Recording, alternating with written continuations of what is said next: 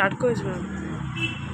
নমস্কার বন্ধুরা, আমার ইউটিউব চ্যানেলে তোমাদেরকে স্বাগত। আমি রুমকি রঙ্গি। আমি আজকে পড়াবো ক্লাস 12-এর অভিব্যক্তি, বায়োলজির অভিব্যক্তি চ্যাপ্টারটা পড়াবো। তো অভিব্যক্তি কাকে বলে? ফার্স্ট আমরা আসি ডেফিনেশনে। অভিব্যক্তি বা বিবর্তন। অভিব্যক্তি বা বিবর্তন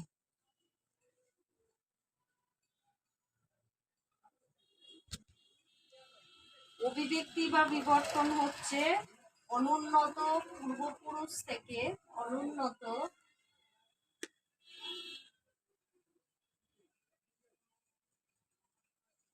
পূর্বপুরুষ থেকে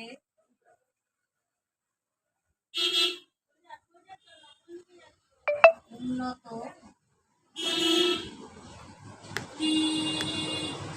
পুরুষে রূপান্তরিত হওয়ার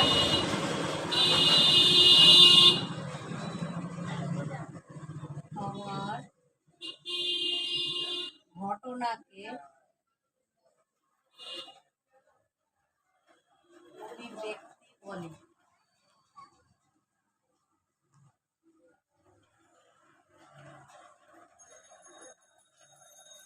আমরা আগে কি ছিলাম? আমরা আগে বানর ছিলাম, তাই তো? মানুষের বহু বহু বছর আগে প্রথমে বানর, আস্তে আস্তে এরকম পুজো হয়ে হাঁটতো, তারপরে একটু উঁচু, তারপরে একটু উঁচু, তারপরে একটু উঁচু, তারপর স্টেপ, পুরো মানুষের রূপান্তরিত।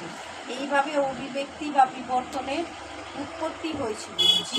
জীবনের উৎপত্তি কি করে হয়েছিল? জীবনের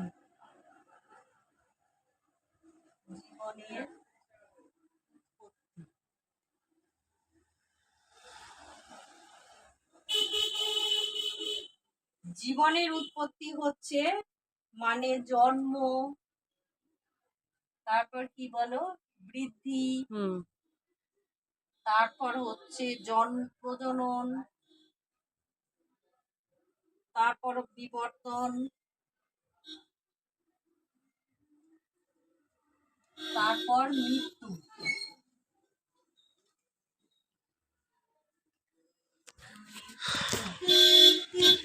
এই পুরো সাইকেলটাকে বলা হচ্ছে জীবন। এই প্রোটোপ্লাজম দ্বারা গঠিত কোষীয় যৌগ যৌগের পরিবেশের সঙ্গে ক্রিয়াশীলতার দৈহিক প্রকাশকে বলা হয় জীবন। তো জন্ম থেকে প্রথমে জন্ম, তারপর আমাদের জন্ম, তারপর হচ্ছে বৃদ্ধি, তারপর হচ্ছে প্রজনন, তারপর হচ্ছে বিবর্তন, তারপর হচ্ছে মৃত্যু।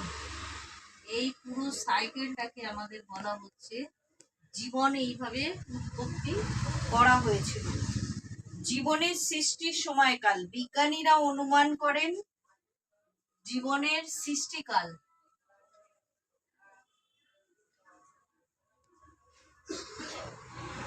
বিজ্ঞানীরা অনুমান করেন 400 থেকে 500 কোটি বছর আগে পৃথিবীর সৃষ্টি হয়েছিল। সম্ভবত 380 কোটি বছর আগে প্রি ক্যাম্বিয়ান পর্যায়ে জীবনের উৎপত্তি হয়েছিল। প্রথমে মানুষই ছিল না, প্রথমে আগে ডাইনোসররা এসেছিল।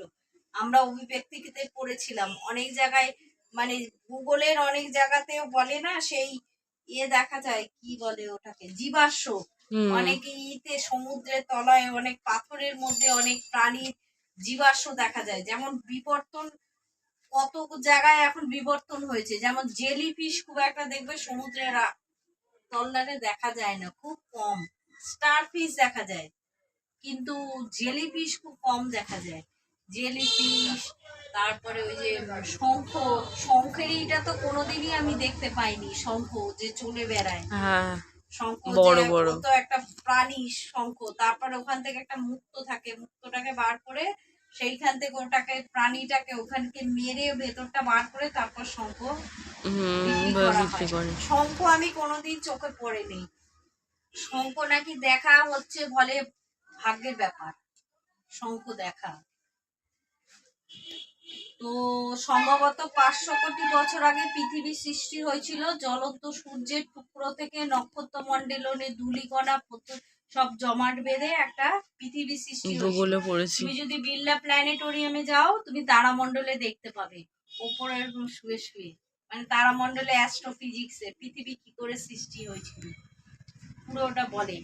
সবচেয়ে ভারী মৌলগুলো লোহা, নিকেল ইত্যাদি কেন্দ্রে চলে যায়। মাঝামাঝি মৌলগুলো সিলিকন, অ্যালুমিনিয়াম, মাঝখানে সবচেয়ে হালকা মৌলগুলো hydrogen, helium, nitrogen, carbon die oxide, oxygen বাইরের দিকে গ্যাসীয় পরিবেশের সৃষ্টি করে। এই সময় তাপমাত্রা ছিল 5000 থেকে 6000 degree centigrade. Hydrogen, carbon, nitrogen, oxygen মুক্ত অবস্থায় সম্ভব ছিল না। এরা বিভিন্ন ধাতব পদার্থের সঙ্গে যুক্ত হয়ে কার্বাইড, নাইট্রাইট, অক্সাইড ইত্যাদি তৈরি হয়েছিল।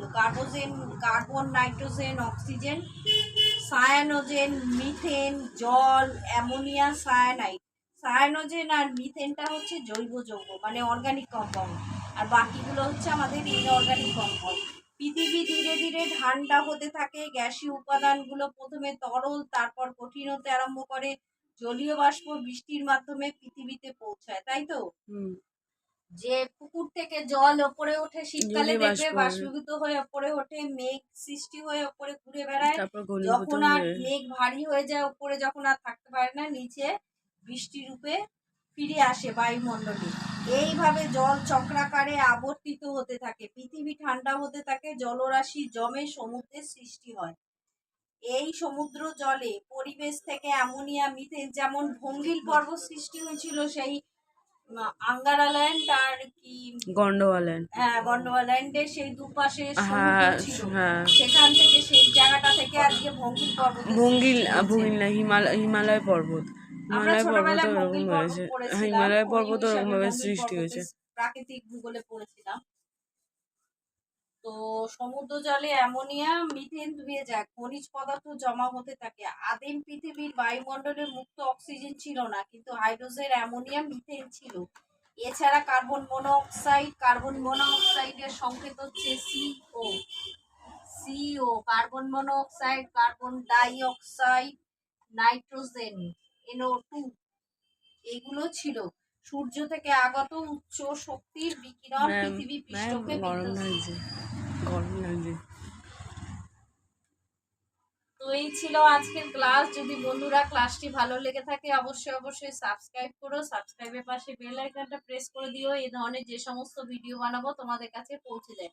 এই চ্যানেলটি নতুন যারা ভিজিট করছে একটা লাইক করে দিও, বন্ধু বান্ধবের মধ্যে শেয়ার করে দিও। টাটা।